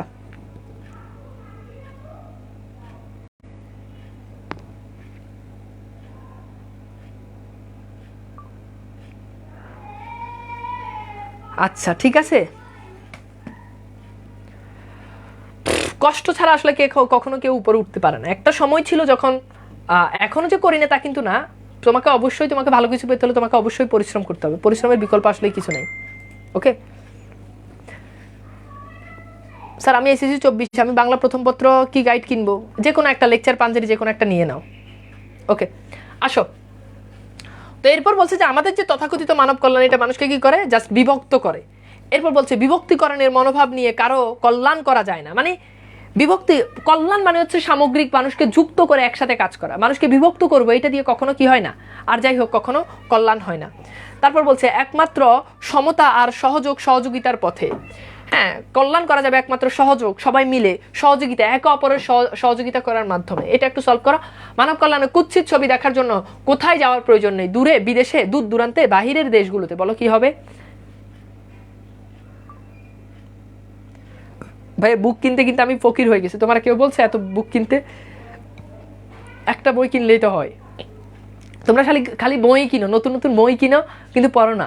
একটা বই শেষ করো, একটা বই শেষ হয় না, খালি বই কিনে। হেন মানে কি? হেন মানে হচ্ছে ওই যে, হেন শব্দের অর্থ, আক্ষরিক অর্থ হচ্ছে দুর্বল। ঠিক আছে, মানে এখানে বোঝানো হচ্ছে খুব মানে ভাঙাচুরা এরকম। হেন আবিধানিক অর্থ হচ্ছে দুর্বল আর কি, বা খুবই নড়বড়ে এরকম।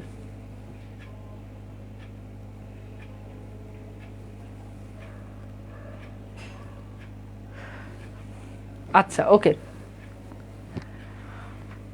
সো এটার উত্তর কি হবে বলতো? এটার উত্তর হবে ডি। আমরা পড়েছি যে দূর দূরান্তে। এটার উত্তর কি হবে বলতো? দূর দূরান্তে। ওকে, সো এটার উত্তর হচ্ছে দূর দূরান্তে। আচ্ছা, এরপর দেখো আমরা একটু যাই। এখানে এই যে জফলাগুলো উঠে গেছে। ওকে, সো ফন্টে প্রবলেমের কারণে। সত্যিকারের মানব কল্যাণ মহৎ চিন্তা ভাবনারই ফসল। এখান থেকে পরীক্ষাতে প্রশ্ন আসবে যে সত্যিকারের মানব কল্যাণ কি? মহান চিন্তা ভাবনার ফসল। বাংলাদেশে মহান প্রতিভারা সবাই মানবিক চিন্তা আর আদর্শের উত্তরাধিকারী রেখে গেছেন। যারাই মানবিক চিন্তা করেছেন তারাই তাদের উত্তরাধিকারী ওভাবেই রেখে গিয়েছেন। দুঃখের বিষয়, সেই উত্তরাধিকারীকে আমরা জীবনের প্রয়োগ করতে পারিনি। বিদ্যাপতি চণ্ডীদাস থেকে, বিদ্যাপতি হচ্ছে মধ্যযুগের কবি। ওকে, এরপর হচ্ছে চণ্ডীদাস মধ্যযুগের কবি। হ্যাঁ, বিদ্যাপতি থেকে লালন প্রমুখ কবি এবং অপেক্ষাকৃত আধুনিক কালের রবীন্দ্রনাথ, নজরুল সবাই মানবিক চেতনার উদাত্ত কণ্ঠস্বর, সবাই মানবিকতার গান গেয়ে গিয়েছেন। হ্যাঁ, যেমন চণ্ডীদাস বলে সবার উপরে মানুষ সত্য, তাহার উপরে নাই। সবার উপরে মানুষ সত্য, এর উপরে কি কেউ নাই। ওকে, সবার উপরে মানুষ সত্য, তার উপরে কেউ নাই। আচ্ছা, এরপর দেখো বঙ্কিমের, হ্যাঁ অবিস্মরণীয়, এটা অবিস্মরণীয় হবে। সাহিত্যিক উক্তি, তুমি অধম তাই বলি আমি উত্তম হইব না কেন? মানে বঙ্কিমচন্দ্র তার কপাল কুণ্ডলা উপন্যাসের ভিতর বলেছেন যে তুমি অধম, কেউ যদি অধম হয় আমি কেন উত্তম হইব না? মানে সে খারাপ, তাই যে বলে আমি খারাপ হব? সে খারাপ হোক, সমস্যা নাই, তাই বলে আমি কেন উত্তম হব না? ওকে, আচ্ছা, এক গভীর মূল্যবোধেরই উচ্চারণ, অর্থাৎ তার এই উক্তিটা এক গভীর মূল্যবোধের উচ্চারণ। এবার দেখো মানব কল্যাণ মূলত কিসের ফসল? প্রচেষ্টার, পরিশ্রমের, ভালোবাসার, মহৎ চিন্তা ভাবনার ফসল। বলো এটা কি হবে? স্যার একটা রিকোয়েস্ট, একদিন টি শার্ট পরে অনলাইন ক্লাসে। আমি কখনো টি শার্ট পরি না, টি শার্ট পরে আমি বাসা থেকেই বের হই না। সো টি শার্ট পরে আমি অনলাইন ক্লাসে নিব, উল্টাপাল্টা রিকোয়েস্ট করলে কি হইব? একদিন এক মেয়ে আমাকে কি বলে, আমি এই যে চাদর পরে ক্লাস নিচ্ছি, তো সে আমাকে বলে ভাইয়া আপনার চাদরটা অনেক পছন্দ হয়েছে, একটু খুলে ধরেন, আমি স্ক্রিনশট নিই। আমি কি ভাগ্যিস তোমার চাদরটাই পছন্দ হয়েছে। ওকে, সো এইটার উত্তর কি বলতো? এইটার উত্তর হচ্ছে আমরা জানি যে মহৎ চিন্তা ভাবনার ফসল। কি হবে বলো?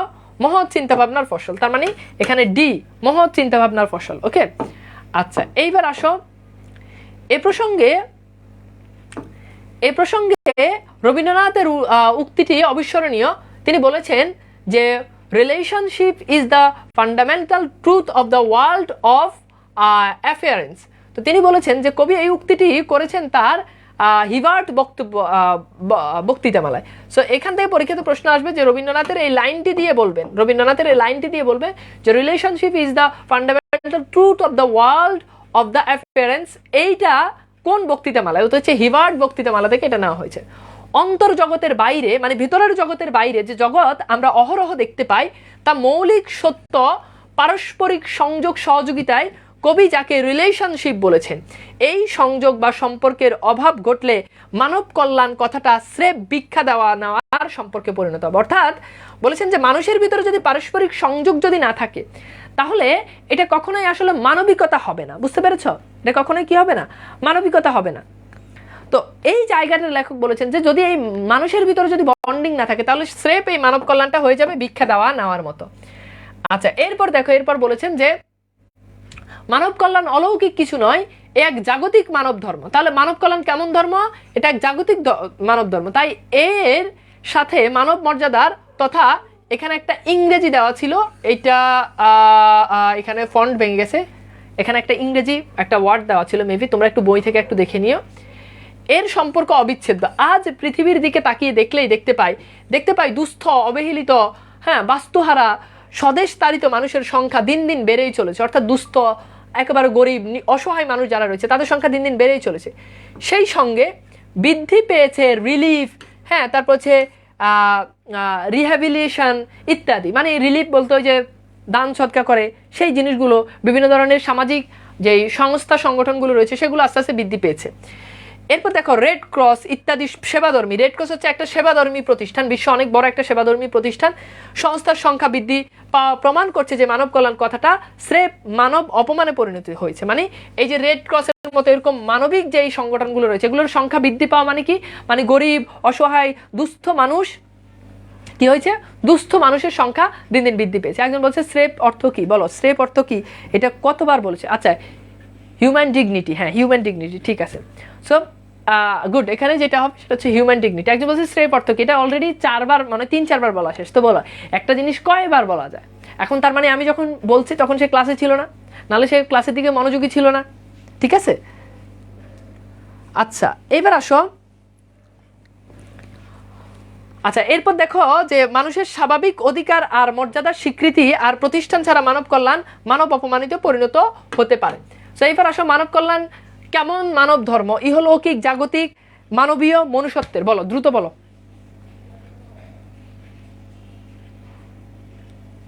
দ্রুত, এটার উত্তর কি হবে বলো তো?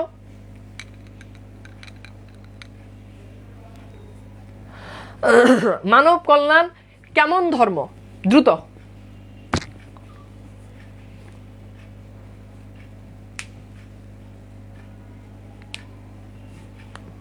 মানব কল্যাণ কেমন ধর্ম? মানব কল্যাণ জাগতিক ধর্ম। মানব কল্যাণ কেমন ধর্ম বলতো? জাগতিক ধর্ম। আমরা এই যে একটু আগে এখানে পড়েছি, এই যে দেখো জাগতিক মানব ধর্ম, জাগতিক। ওকে, সো এটা হবে কি? দ্য রাইট অ্যান্সার ইজ জাগতিক। আচ্ছা এরপর দেখো, এরপর বলা হচ্ছে যে কালের বিবর্তনে আমরা এখন আর ট্রাইব বা গোষ্ঠীবদ্ধ জীব নয়, ট্রাইব বা গোষ্ঠীবদ্ধ আমরা জীব নয়, বৃহত্তর মানবতাই অংশ।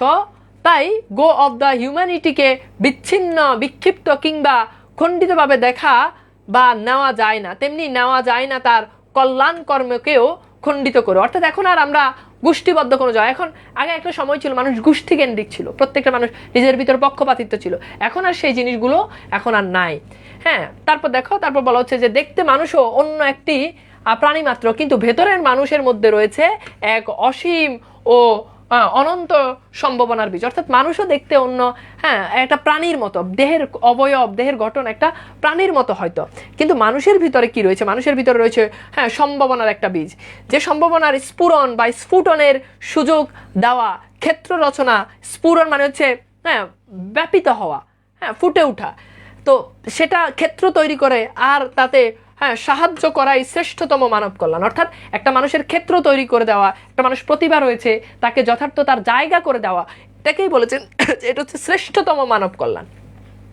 যেটা তুচ্ছ, তাচ্ছিল্য কিংবা কোনো রকম অপমাননার সাথে হতে পারে না, হলে যে দর্শনকে অস্তিত্ববাদ নামে অভিহিত করা হয়, ইংরেজিতে যাকে বলা হয় এক্সিস্টেন্সিয়ালিজম, তারও মূল কথা ব্যক্তি মানুষের অস্তিত্বের স্বীকৃতি দান। ওকে, সো এখানে যে দর্শনের কথা বলা হচ্ছে অস্তিত্ববাদ, সেটার মূল কথা কি, যে ব্যক্তি মানুষকে অস্তিত্বের স্বীকৃতি দেওয়া। বল প্রয়োগ কিংবা সামরিক শাসন দিয়ে মানুষকে তাবেদার কিংবা চাটুকার বানাতে পারা যায়, কিন্তু প্রতিষ্ঠা করা যায় না মানব কল্যাণ। এখানে আচ্ছা কেউ বলতে পারবা যে তাবেদার শব্দের অর্থ কি? দেখি পারবা কিনা, বলো। কেউ বলতে পারবা যে তাবেদার শব্দের অর্থ কি? বলো, কে বলতে পারবা? তাবেদার শব্দ যে বলতে পারবা ওরা একটা পুরস্কার আছে, দেখি পারবা কিনা।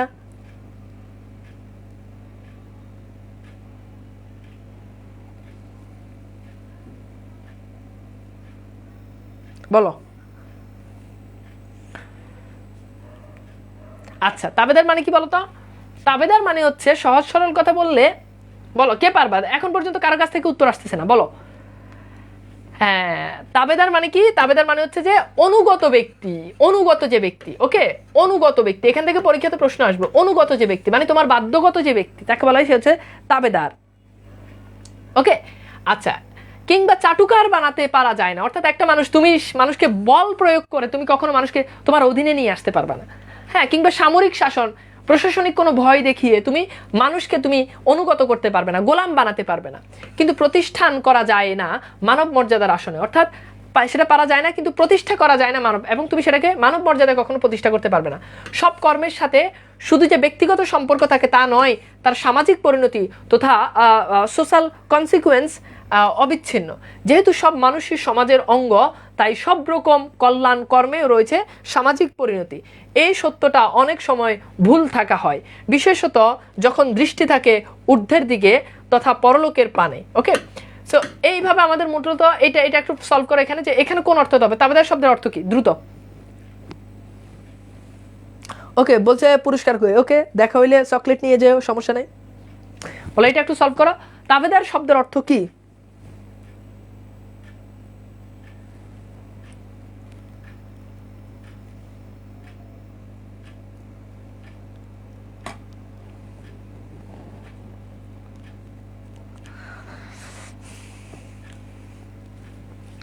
গুড, এটা কি হবে বলো তো?